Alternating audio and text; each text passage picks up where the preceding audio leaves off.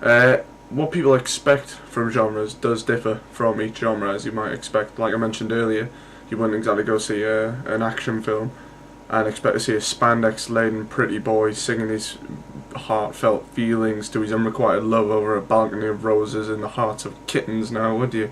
Although if you've seen any Van Damme films, you might recognise a couple of those. That's different though. You got to see them shoot without talking, blow up everything that looks a little bit funny, or that looks at them funny, and then they save the woman in the end, and then she has these babies as these muscle-bound seamen punch a hole through her stomach, no less. I'm pretty sure every action hero's motto is, if it moves, shoot it. If it doesn't move, shoot it anyways. And if you haven't shot it by now, it's probably blowing up. Same goes for other genres as well. If you went to see a horror, you'll be severely disappointed if you didn't see a drop of blood anywhere, or an axe-wielding nutter rampaging around inside an old abandoned house. Horror and noir are the only two genres as well, really, that are required to be set at night, or somewhere incredibly dark.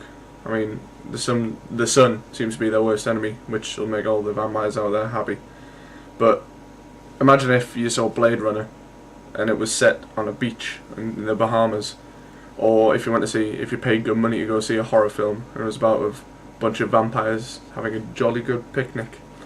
No matter what they were eating, it'd still be a bit crap, wouldn't it? I say, pass the blood. Yeah. On the same note, I know I've mentioned it earlier, but I'm going to mention it again because I'm professional that way. But music is the same. You don't exactly go to see a horror film. You'll be severely disappointed if it was all on electric keyboard going.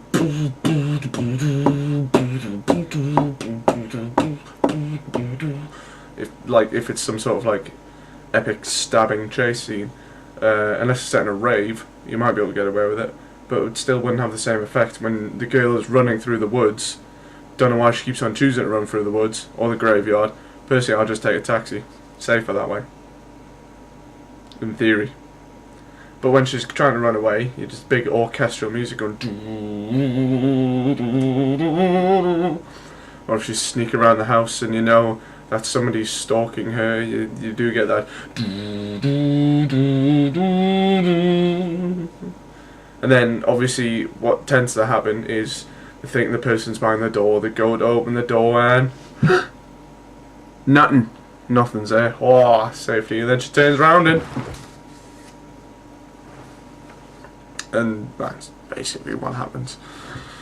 And everyone knows it's going to happen. That's the thing. When you go see a horror, you expect to see that. You expect that build-up, and you know the build-up's coming. If you've seen enough horrors, you know you ain't going to be behind that door. It's going to be behind you. But if they do it right, you're still going to have a bit of a poo stain on your pants by the time you leave the cinema, really, aren't you? That's music. With genre, though, you could also put other structures on top of it to give it more meaning. There's other theories that you incorporate with genre to give a better understanding of a film or of genre itself. One of those off the top of my head I could think of is Todorov's theory on narrative structure. Now that basically consists of there's equilibrium, and then there's disruption, or disequilibrium, if you will. And that's when somebody comes along and just goes, "Hey, equilibrium, you're a bit too placid for me." And it's a disruption. And then the next step would obviously be the recognition of this disruption. The next one would be the attempt to repair, obviously. And that's often where most films have the bulk of their film. The other three in some films, for example, fantasy, adventure films, that would be the main thrust of the entire films. If I use Lord of the Rings for an example, you can probably knock out the first three, equilibrium, disequilibrium, recognition, within the first quarter of the first film, and then all the others are they're trying to repair the disruption or disequilibrium, and then return a new equilibrium, restore a new peace. But obviously it's going to be different before because of all the fandangle that went round in the middle. And then if I can think of other examples off the top of my head, all the structures really stay the same throughout all genres. Really, you still have those 5 guidelines sticking out there, but the areas that there's emphasis on can differ. For example, I said fantasy film would be attempt to repair, disruption, which is as with most films. But if we take comedy, for example, we would have equilibrium, then the disruption of the equilibrium will be where all the comedy comes from, really. You can have I paused for quite a while there, I apologise for that, and made a very funny noise. That's the kind of guy I am. But the comedy from the disequilibrium could be somebody working at a hairdresser's, and then they go, oh hello, you want a haircut? Cut, accidentally scalp them, ooh, then they're trying to cover up for that. I mean, you could say that's the recognition or the attempt to repair as well. That would obviously be another sense to it, but one of the things I see is I think the disruption itself is the main thrust of the comedy, and the focus will be there.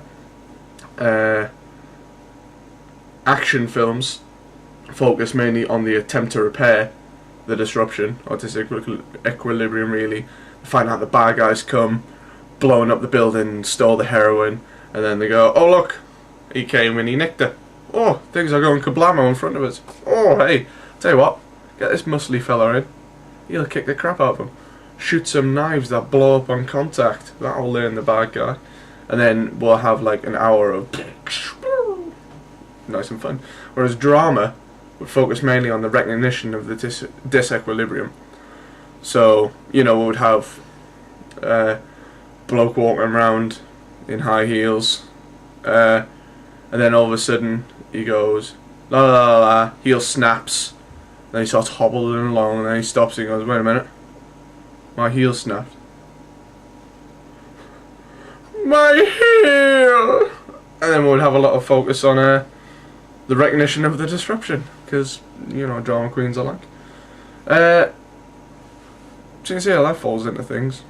A little bit of a ramble there, I apologise, but that's the kind of professional guy I am. But that's Todorov's narrative structure in sense of genre. Like I said, all 5 points are going to be there throughout, but the length spent on each one differs. I thank you. You can go now.